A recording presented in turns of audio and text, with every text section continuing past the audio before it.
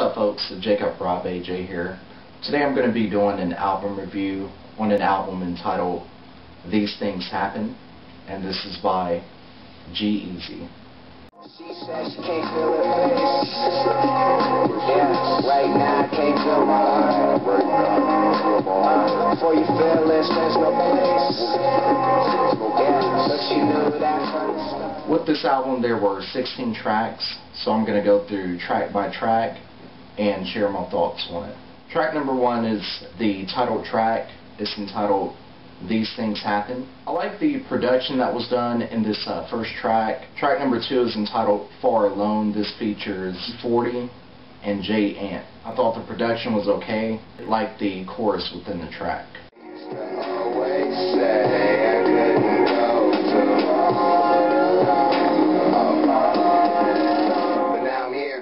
Track number 3 is entitled I Mean It.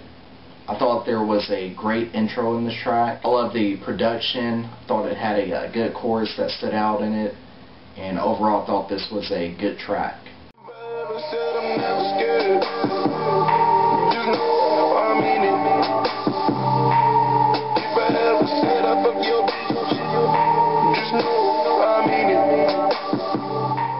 Track number 4 is Interlude.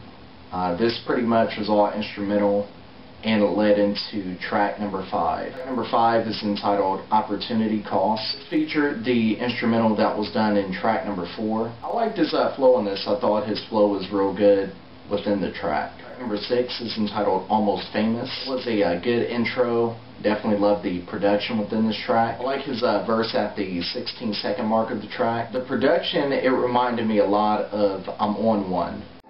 Cash. Watch how I came up fast. They say I'm next to get it. They bring your name up last. And while I made a splash, rappers came and passed. But still I ask myself, how long does famous last? I thought this was one of the best tracks on this album, and I definitely thought it had a good chorus as well. I like the 3-minute and 36-second mark to the 4-minute and 12-second mark of the track. And I just kind of like how it's all instrumental during that part. Number 7 is entitled Lotta That.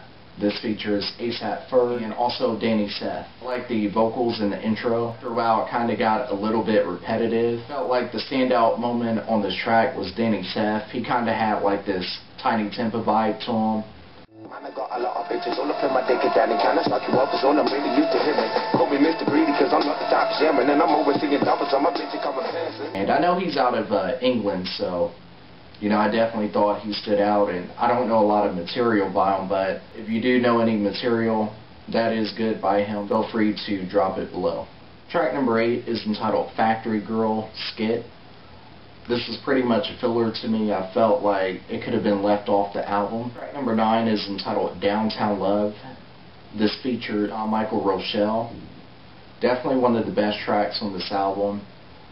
Definitely thought it had a good intro. Really felt like the lyrics and vocals stood out within this track. Downtown Love, don't want none of your downtown love. Just want to know if you noticed me. Downtown love, don't want none of your downtown love.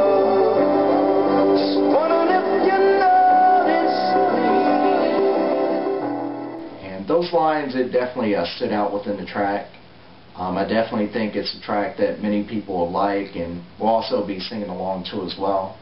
And I think it will be a lot of people's favorite from this album. I like the Dakota voice at the 4:05 mark. Track number 10 is entitled Complete. This track you'll hear lyrics that was from Genuine's song Differences. It definitely caught my ear, and I definitely thought it made the track stand out. The song by Genuine is definitely one of my favorite Genuine songs of all time. Track number 11 is entitled Let's Get Lost. This features Devon Baldwin. Definitely a great track. It's actually the first track that I heard by G-Eazy. Once I heard that track, it definitely made me want to get this album. And, you know, waited a few months and ended up getting this album. Number 12 is entitled Shoot Me Down. This features Anthony Stewart. Production was good in this track. I definitely like Anthony Stewart's lyrics and vocals. Thought you'd shoot me down, down, down. Raise my body from the ground, ground. I definitely think it's a track that many people will like on this album. I thought he had kind of like a Drake vibe going on within this track. Track number 13 is entitled Been On. With his ad-libs, it definitely reminded me a lot of Drake again. Track number 14 is entitled Remember You. This features Blackbear. I thought Blackbear's vocals really stood out within this track. I thought it was a good collaboration between the two. Kind of has that laid-back feel to it, and I definitely thought it would be a track that G-Eazy could easily do like for a studio session. Kind of like when you see a lot of artists do different radio stations and you see them posted on, YouTube and different media sites. I definitely felt like this was that track. Track 15 is entitled Tumblr Girls. Love when the beat hit at the 16-second mark of the track. I was definitely vibing out to it. I thought it was another great track from this album. I thought it had a good chorus in this track. And at the 3:10 mark, again, when the flow kind of switches up, it really reminded me a lot of Drake again. This was a favorite of mine from this album. And you kind of see him go from rap to like R&B, and he's flowing within the track. Track number 16 is entitled Just Believe. Again, the harmonizing reminded me a lot of Drake. Like at the 44-second mark when he says yeah, that definitely reminded me a lot of Drake. When I listened to that part at the 52-second mark when he says a real good girl, I was like, it's definitely Drake, and you can definitely feel his influence of Drake in the music.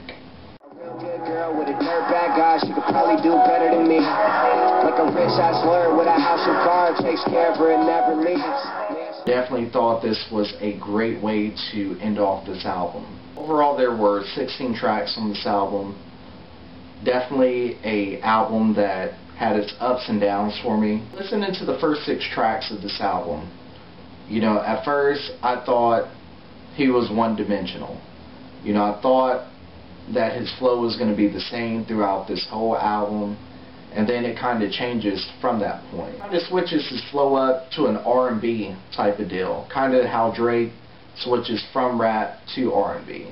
Listening to the second half of the album, it was apparent to me that he definitely has to be a Drake fan. With his transitions and his ad-libs, it was definitely reminiscent of Drake. I'm a Drake fan myself. Like that part of the album actually started getting better for me when he did sound like Drake.